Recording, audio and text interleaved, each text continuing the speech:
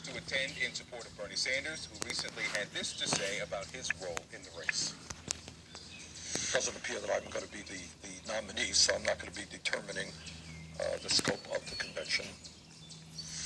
All right, let's talk about it now. We're joined by the founder of a group who says it will peacefully protest at the Democratic National Convention, Laurie Cestnick. Good to have you, Laurie. Hi, Victor. Hi. Good morning. So tell us, Bernie Sanders has conceded that the math isn't behind him. He says that in all likelihood, he will vote for Hillary Clinton. What is your goal after hearing that from Senator Sanders? Well, he didn't exactly say the math wasn't behind him, nor did he say that he would support Hillary Clinton. Let me give you a quote here, just to be clear. Yeah, sure. He said on New Day, on June 24th, I don't have the votes to become the Democratic nominee. You know that, I know that, we're good at arithmetic. So let's just put that on the record. Go ahead.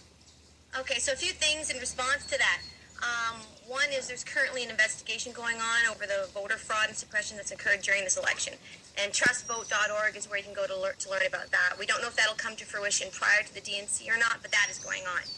People who are Bernie or bust don't believe the numbers. We don't believe the numbers due to all the fraud and suppression of our voices during this entire process, especially people in Arizona, of course, people in New York City, where all their, But it sounds like Senator Sanders believes the numbers.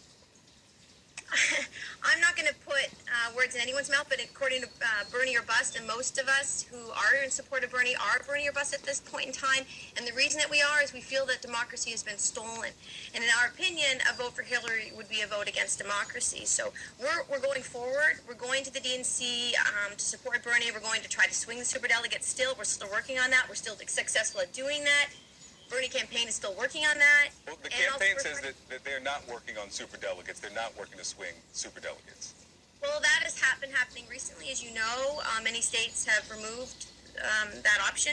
And also Texas recently has dropped the role of superdelegates in that state, so that has been continuing. And we're continuing as a group to continue to write to superdelegates to ask them to support the people in district that aren't voting for Bernie Sanders. And that if their people have voted for Bernie, we want them to support their own people. And let me ask you here, Laurie, and I hate to jump in here, but Bernie Sanders, as I just read for you just a couple of days ago, says that he doesn't have the numbers, doesn't have the votes to become the nominee. Jeff Weaver, the campaign manager, says that they're not working to swing superdelegates, and the quote from the 16th said from him, he's told Bloomberg, with all due respect, I don't anticipate that will start anytime soon. So hearing that from the candidate and the manager of the campaign, what then is the goal if they are not pursuing the nomination through the superdelegates or through this the delegate process? Bernie Sanders has made it very clear that he doesn't want Trump to win. So in our opinion, that would mean Bernie should be running for president of the United States. For many reasons. He gets approximately 75% of the independent vote, which will make up at least 50% of the vote in November at this point in time, at least 50% of the Democratic vote, and obviously some portion of the GOP vote. So we believe he's the only candidate that actually can win in November. So we do hope that they see that and that he does run.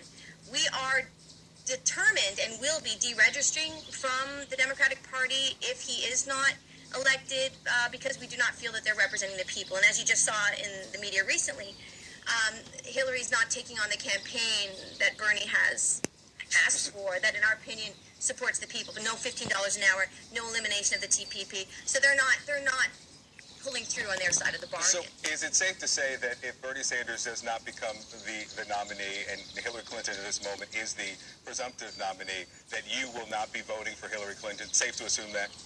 Oh, it's safe to assume that most Bernie Sanders supporters will not be voting for her. I think that's been very underestimated, and I think that'll become very clear. So then there's a follow-up then is, where do you go? Who do you vote for if not for the Democratic nominee? Well, there are a lot of different options on the table, so we're not sure what's going to happen, and we don't want to second-guess what Bernie's plans are. But, of course, as Bernie Sanders supporters and Bernie or bust, we want him to run as a third party. That would be our desire. We, of course, want him to run with the Democratic Party. That is our party. We want that party to represent us, so that would be the ideal situation, which is why we prefer to swing the superdelegates over to us, the people, for the will of the people, which we believe is Bernie Sanders. And if they're not willing to do that, we see it as a party that is not supporting us, and we would have to move on and start our own party. Okay, Laurie Cestnick, thanks so much for offering